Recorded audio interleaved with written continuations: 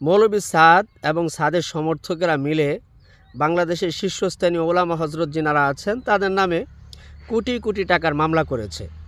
আর এই খবরটি যখন সোশ্যাল মিডিয়াতে ভাইরাল হয়েছে তখন থেকেই মাদ্রাসা পড়ুয়া ছাত্র ভাইয়েরা এবং ওলামায়ে কেরাম সহ সকলেই চিন্তিত এবং বেশ আশ্চর্যান্বিত।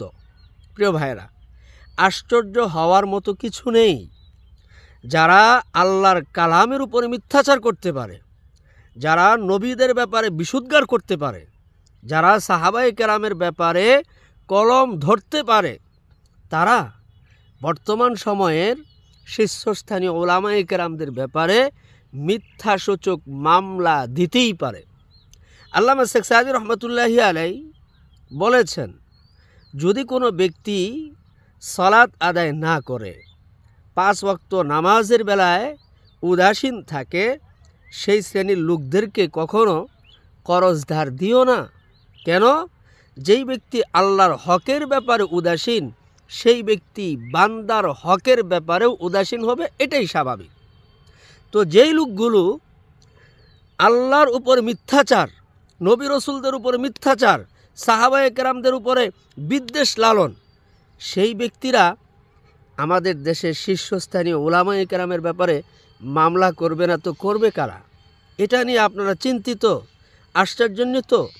আশ্চর্যান্বিত হওয়ার কিছু নেই। প্রিয় ভাইরা, এই মৌলভী সাদ বাংলাদেশের ওলামায়ে কেরামের যে একটি ঐক্য, একটি বন্ধন, সেই বন্ধনকে খান খান করেছে। এই মৌলভী সাদের যারা ভক্তবৃন্দ, তারা আজও পর্যন্ত উলামা হজরতের মাঝে ফাটল এবং তাফাররুকাত একের পর এক সৃষ্টি করেই যাচ্ছে।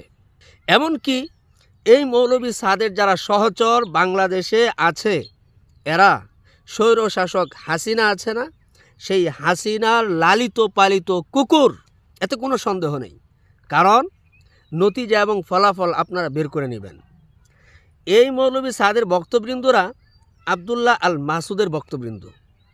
আবদুল্লাহ আল মাসুদের কাছে থেকে লালিত পালিত হয়েছে এবং আলেমদের ব্যাপারে বিদ্বেষ লালন করে সেগুলো লিখনী আকারে, বক্তব্য আকারে ফেসবুক, ইউটিউবে, সোশ্যাল মিডিয়াতে আপলোড করেছে। আবার ফরিদউদ্দিন মাসুদ হচ্ছে শেখ হাসিনার লালিত কুকুর।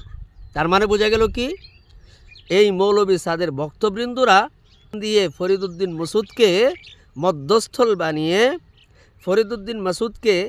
মধ্যস্থল বানিয়ে স্বৈরশাসক হাসিনারই লালিত পালিত কুকুর। তাহলে এই লোকগুলো উলামা হজরতের নামে মামলা করবে না তো সেই সৌদি আরবের শায়েখ সুদাইসি মামলা করবে? ওই মদিনার শায়েকরা মামলা করবে না। এজন্য আমি বলি, এই সাদিয়ানি বড়জনে কাদিয়ানি কি হামজিন্স? এ সাদিয়ানি, এদের আকিদা, এদের বিশ্বাস, এদের আমল, এদের আখলাক, এদের চরিত্র সব কিছুই দিন বা দিন সূর্যের ন্যায় সুস্পষ্ট হতে চলেছে। এরা কাদিয়ানির ছোট ভাই। কথা বুঝেন নাই? কাদিয়ানির ছোট ভাই। হিজবুত তাওহীদ বাংলাদেশে কতটা ফেতনা ছড়িয়েছে, তার থেকে মারাত্মক রূপে ফেতনার রূপ ধারণ করেছে এই সাদিয়ানি। সুতরাং কাদিয়ানিদেরকে নিয়ে আমাদের যেরকম বক্তব্য, অর্থাৎ কাদিয়ানি নিষেধ করা হোক, বাংলাদেশে কাদিয়ানিকে ব্যান্ড করা হোক, ঠিক তেমনিভাবে বাংলাদেশ থেকে সাদিয়ানিকেও ব্যান্ড করা হোক। এখনই সময়। প্রিয় ভাইয়েরা, সবাই সব কাজ করবে না। এক শ্রেণীর ওলামায়ে কেরাম দেশ সংশোধনের কাজ করতেছেন, তাদেরকেই বলবো, দেশ সংশোধনীর মধ্যে যত কার্যকলাপ আছে সংশোধন করার, সেগুলোর মধ্যে এটাও অন্তর্ভুক্ত করে রাখেন সাদিয়ানি।